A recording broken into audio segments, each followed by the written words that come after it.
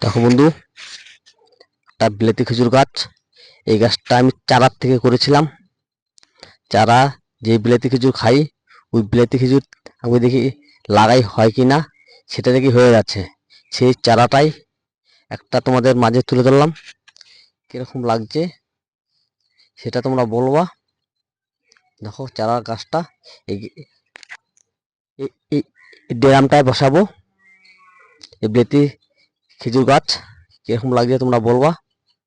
দু চার দু চার দিনের মধ্যেই বসাবো। রোববার মনে হয় বসাবো, আজ রোববার ছুটি আছে আমার। কিরকম লাগছে গাছটা তোমরা বলবা। যে বিলাতি খেজুর খাই সেটা দিয়ে চারা বানানো আমার। কিরকম লাগছে তোমরা বলবা। দেখো কিরকম লাগছে, এটা বসিয়ে তোমাদের দেখাবো। দেখো কিরকম লাগছে।